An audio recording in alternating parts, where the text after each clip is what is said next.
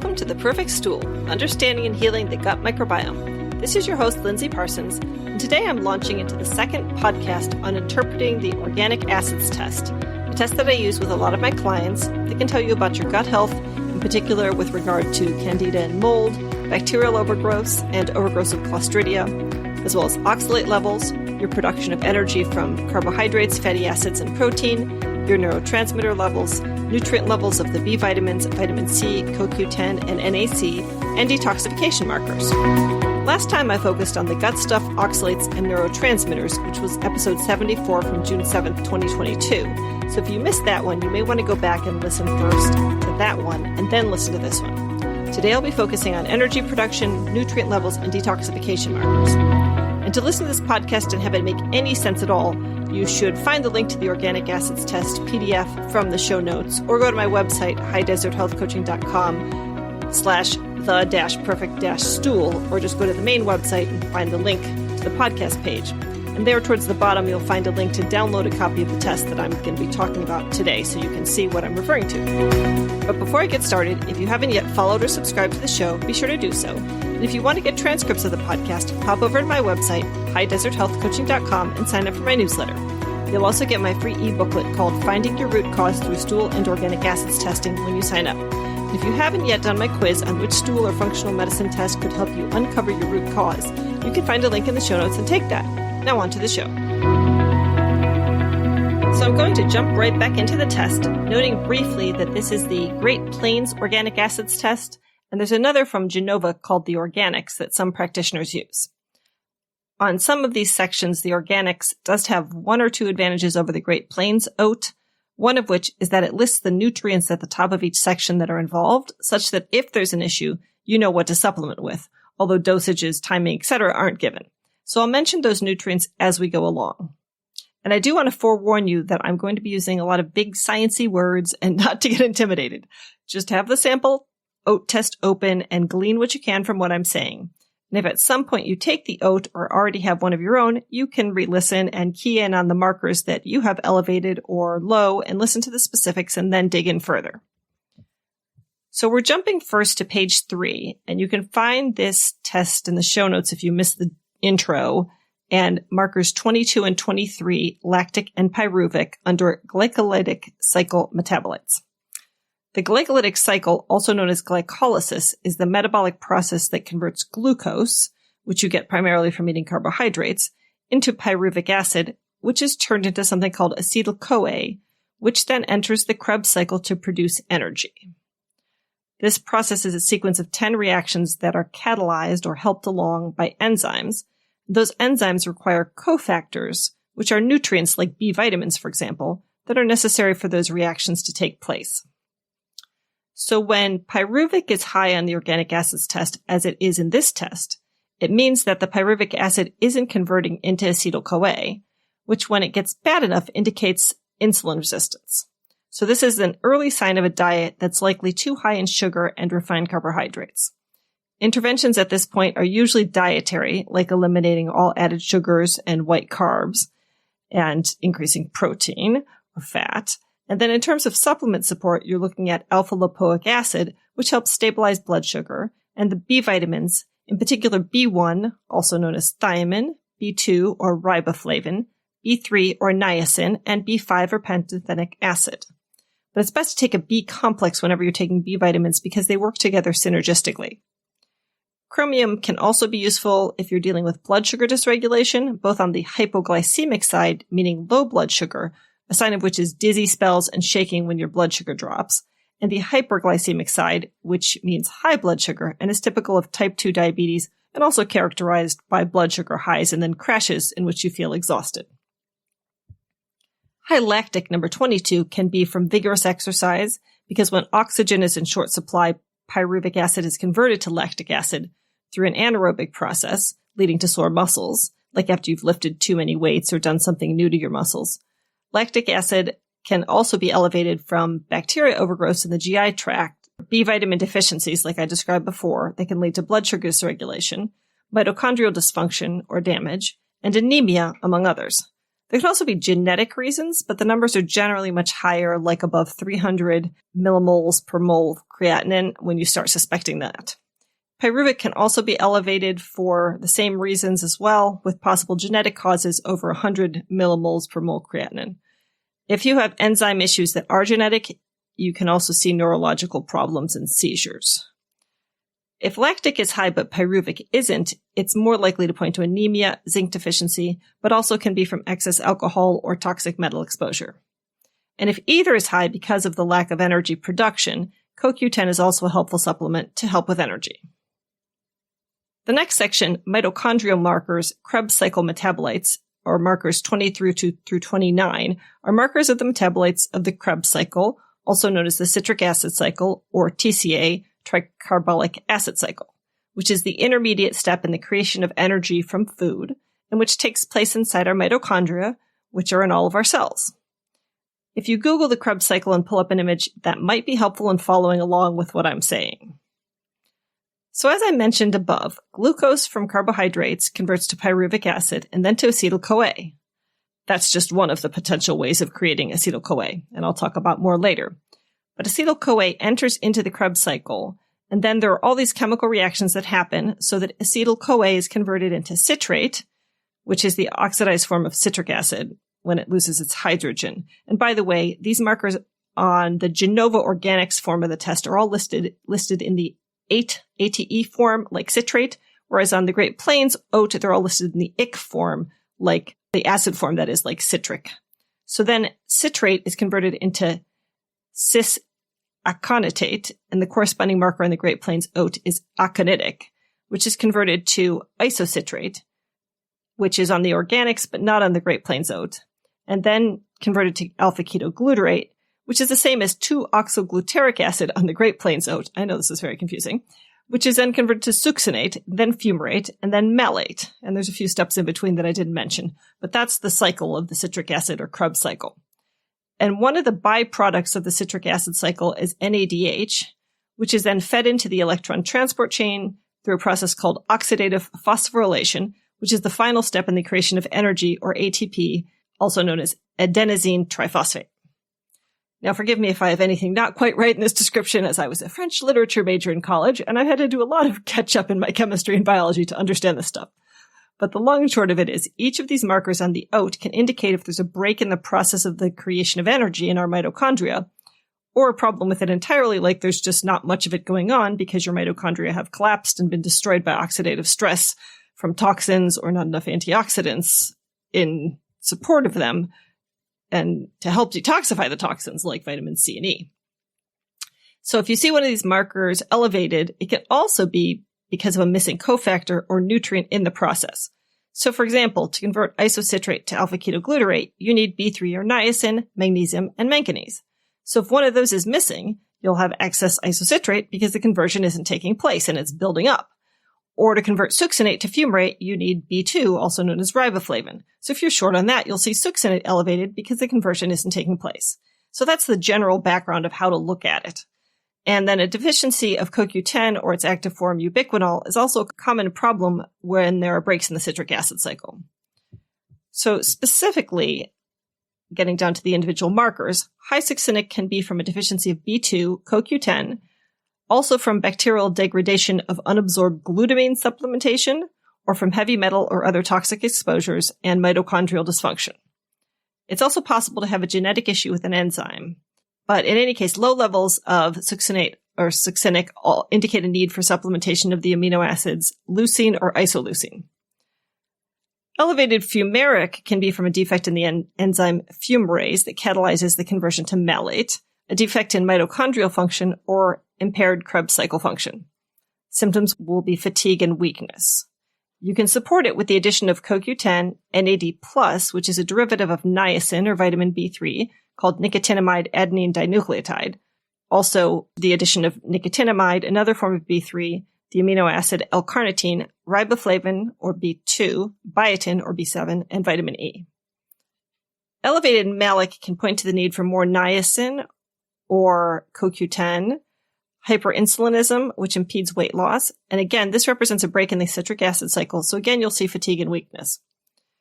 When 2-oxygluteric, also known as alpha-ketoglutarate, is elevated, if it's not from supplementation, it can be due to vitamin deficiencies such as B5, also known as pantothenic acid, or FAD, which is flavin adenine dinucleotide, which is derived from riboflavin and thiamine, or from undereating. And symptoms of this would be fatigue or reduced stamina. Now, if you see citric, fumaric, and 2-oxygluteric acids simultaneously elevated, it strongly suggests mitochondrial dysfunction. Then when aconitic is elevated, it could be a mitochondrial disorder or additional need for reduced glutathione, which is your master antioxidant. Low levels aren't significant or problematic unless you see multiple Krebs cycle metabolites low. Now, if you see all or most of these markers very low, this indicates mitochondrial collapse, which means that there are not that many mitochondria. In this case, you'll want to give free-form amino acids or protein powder to stimulate the growth of new mitochondria, which is done at a particularly high dosage at one time to stimulate something called mTOR. But this is a complex topic that would require probably an entire podcast on it alone. Then citric can be elevated from the intake of citric acid-containing foods, intestinal yeast that produces citric acid, amino acid deficiencies of taurine and methionine, problems with the citric acid cycle, ammonia toxicity, which can be from H. pylori or other bacterial overgrowth, as well as poor protein absorption, or a lack of glutathione, our master antioxidant. You may also see pyroglutamic values low along with this, which is in the detoxification section, marker 58, in which case you know that you should supplement with either NAC, N-acetylcysteine, an antioxidant that increases the glutathione reserves in the body, or glutathione itself, preferably in some format like liposomal or trisomal, which are more absorbable, but at minimum in the reduced glutathione format. And note, when I say low pyroglutamic values, I actually mean high because it's an inverse marker. But in general, when there are multiple high markers in the Krebs cycle, you're looking at supplementing with CoQ10, magnesium, amino acids, and the B vitamins. And then figuring out if there's an underlying cause for the dysfunction like gut health issues or toxins like heavy metals, environmental chemicals, or mold. The next section, markers 30 through 32, are mitochondrial markers of amino acid metabolites. Markers 30 and 32 will be increased if there's a reduced ability to metabolize the amino acid leucine, which can be genetic, or a mitochondrial disorder. In any case, supplementing with CoQ10, niacin, L-carnitine, the B vitamins, and vitamin E may be helpful. So in these cases, I usually look at a multivitamin with high B vitamins, like my favorite multi-perk Lifeguard, which you can find in my full script dispensary, plus a CoQ10 or ubiquinol supplement, ubiquinol being the active form of CoQ10. Slight elevations in marker 31, 3-hydroxygluteric, may indicate mitochondrial dysfunction, while high elevations are usually from genetic issues. The next section, 33 to 40, the neurotransmitters, I covered in my earlier podcast, episode 74, so I'm going to jump right to 41 and 42, the pyrimidine metabolites, folate metabolism. The pyrimidines are one of two chemical compounds that cells use to make the building blocks of DNA and RNA. So elevated uracil or marker 41 may indicate a defect in folic acid metabolism, which is present in about 10% of children with autism, or a folate deficiency.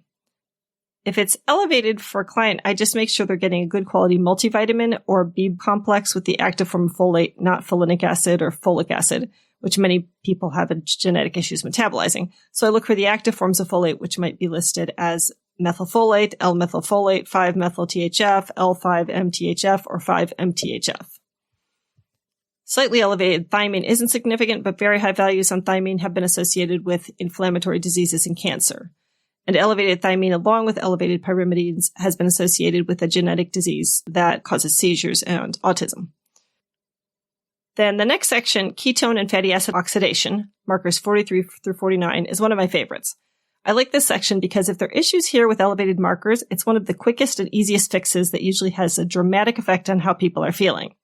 So fatty acids, like carbs, must be converted into acetyl-CoA to be brought into the Krebs cycle to create energy. And this process is called beta oxidation.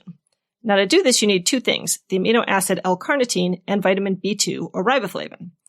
And this is where I often see issues in vegetarians, vegans, or people who only eat chicken and fish or just seafood. Carnitine is plentiful in red meats like beef and lamb. So for example, 4 ounces of ground beef has 87 to 99 milligrams of carnitine, 4 ounces of steak, 56 to 162, but 4 ounces of chicken breast, only 3 to 5. 4 ounces of codfish, 4 to 7, and a glass of milk, 8. Pork is sort of on the moderate range with 31 milligrams per 4 ounces, and lamb is the highest with 180 grams and 4 ounces of lamb fillet. So over time on a restricted diet, carnitine will become depleted, and then you aren't bringing fats into the Krebs cycle to be burned for energy. Instead, they're getting stored as fat. So this can lead to weight gain and low energy, muscle aches, weakness, recurrent infections, migraines, age-related cognitive decline, and in extreme cases, dementia. And because you don't have fats to supply energy when carbs are quickly digested, which usually happens in about 2 hours, they have blood sugar highs and lows. So you'll usually see a blood sugar high followed by a crash and symptoms like nausea, confusion, or hypoglycemia. Of course, all this can happen to a meat eater as well, who has a deficiency of B vitamins, which could be from dietary if there's just not enough meat consumed. There's malabsorption, like with certain gut issues like Crohn's disease, ulcerative colitis, or celiac, low stomach acid, so when proteins aren't getting broken down properly into amino acids, or it can be from excessive exercise, like when training for endurance sports, or alcohol abuse. But since B2 is most plentiful in dairy foods, fortified foods like oats and breakfast cereals, meats, and nuts, if you're on a gluten-free vegan diet eating no processed foods, you could end up deficient in both carnitine and B2. So issues in this area are relatively easy to fix with the addition of L-carnitine or its active form, acetyl L-carnitine. I usually use the former when there are physical issues like fatigue or weight loss resistance, and add the latter if there are brain issues like memory issues or age-related cognitive decline or brain fog. And all that I was talking about with regard to burning fatty acids for energy applies specifically to markers 45, 46, 48, and 49. And those also can be elevated because of fasting or high intake of coconut oil or MCT oil. Some of the other markers like 3-hydroxybutyric and acetoacetic acids can also be elevated because of a ketogenic or very high-fat diet. So it's important to ask about diet before jumping to the conclusion that someone has a defect in their fatty acid oxidation. Those two can also be elevated because of prolonged fasting, protein malnutrition, a B12 deficiency, pulmonary infections, and a severe candida overgrowth in the GI tract. But overall, generally, the more markers that are high in this section, the higher I think of raising carnitine dosing. I try to find the 1,000 milligram pills to reduce the quantity people have to take. So like 3,000 milligrams a day and 3 doses is ideal, best on an empty stomach, like all amino acids. It smells and tastes gross, so it's best to do it in pill format rather than in a powder. You can go up to 5,000 milligrams a day if you're not getting results at lower doses. Or add in 2,000 milligrams a day of acetyl L-carnitine if you have the brain symptoms too, as it easily crosses the blood-brain barrier and helps increase acetylcholine, which is an important neurotransmitter for learning, memory, and general cognition, which can help with Alzheimer's, as a severe depletion of acetylcholine is associated with Alzheimer's. Of course, as with any markers, very high levels can indicate a genetic issue. And for adipic in particular, gelatin and other junk foods may have adipic acid as an additive, causing an elevation. The next section, nutritional markers 50 to 57, indicate deficiencies in different B vitamins, which are listed by each one, vitamin C, CoQ10, and NAC.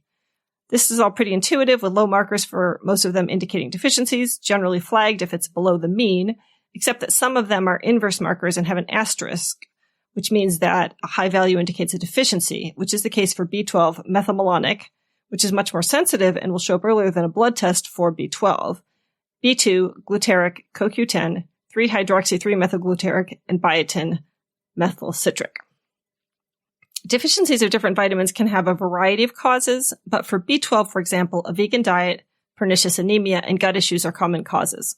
For B6, low values are associated with high oxalates and low neurotransmitters, but those are not causes per se and are more likely the result of having low B6. I often see marker 52, pentathenic elevated, which is a marker of B5. It can be from recent supplementation, but isn't of concern if it's high or necessarily indicate a need to reduce it. But if values are more than 20 times the upper limit of normal, there could be a genetic issue with conversion of B5 in a disease called pantothenate kinase-associated neurodegeneration. In mild variants of this disease, psychiatric illnesses such as schizoaffective disorder, hallucinations, obsessive-compulsive disorder, speech defects, and depression are common. Generally, I assume that more severe manifestations of these types of genetic orders are uncovered with regular doctors because of the early onset of severe symptoms. Also, high glutaric acid for B2, which is one of the inverse markers, so high means low, besides meaning low B2, can also be because of a lack of carnitine. So the B2 isn't getting used as it should, or because of celiac disease. Supplementing with both riboflavin and CoQ10 is helpful when glutaric is elevated. Next is ascorbic acid or vitamin C, which when elevated usually isn't a concern as it usually means you're supplementing with it, and low levels are pretty typical if supplementation is stopped prior to testing, dietary intakes are inadequate, which is the case for most people given the nutrient levels in our foods have decreased so markedly with the advent of modern agriculture and transport practices. So if you get a low level, it is good to supplement with vitamin C. The only concern would be with someone with high oxalates or history of kidney stones, as ascorbic acid or vitamin C could convert to oxalic acid, increasing the risk of kidney stones and other symptoms of high oxalates, which I discussed in episode 74. With normal levels of oxalic acid, vitamin C supplementation shouldn't be an issue. Then I've virtually never seen the marker for CoQ10 3-hydroxy-3-methylglutaric acid, or HMG, to be high. And again, this is an inverse marker, so high means low levels of CoQ10. But one reason that it may be high is the use of statins, which decrease HMG and CoQ10. If you're on a statin, you should be taking CoQ10 preventatively. Very high levels would point to a genetic disorder. Then biotin deficiency marked by high methyl citric acid I've also never seen, but causes could be dietary deficiencies, dysbiosis, or excessive intake of raw egg whites. Again, very high levels could be from genetic causes. I'll also note that I've only seen one oat in which someone didn't show up as deficient in B6.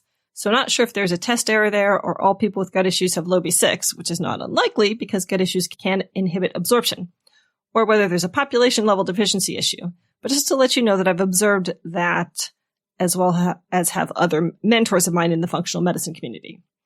But I do tend to recommend B vitamins to almost everyone I work with in any case, so I typically choose one with high B6 for a time.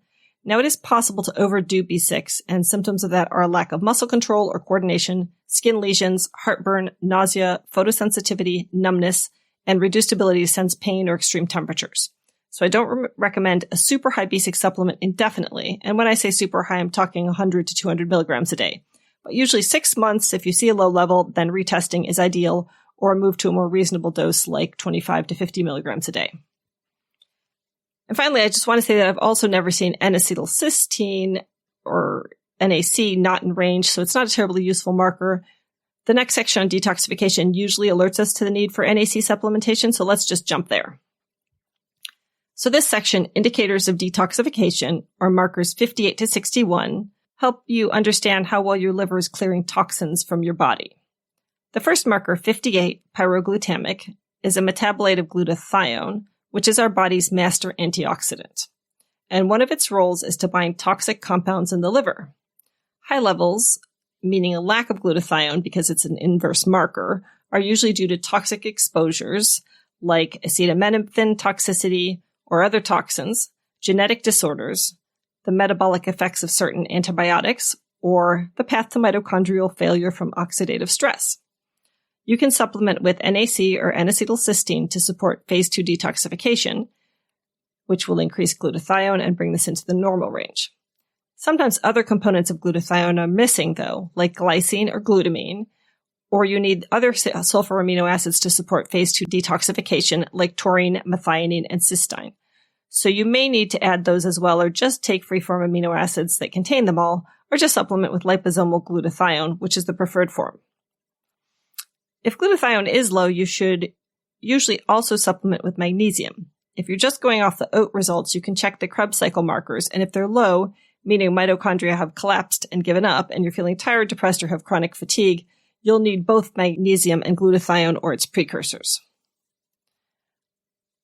There's also an issue if this marker is very low, which means your body's working really hard to get rid of toxins, so you should supplement with NAC or glutathione in this case as well. The next marker, 2-hydroxybutyric, is also an inverse marker, and high values indicate either methylation defects or toxic exposures. Again, this points to the need for glutathione or NAC supplementation. It can also be elevated due to genetic SNPs in the methylation pathway or deficiencies of methyl tetrahydrofolate, the active form of folate, methyl B12, the active form of vitamin B12, or betaine. Or it could be elevated due to the onset of diabetes or from excessive alcohol use. And again, sometimes genetic issues show up here, but this is less common.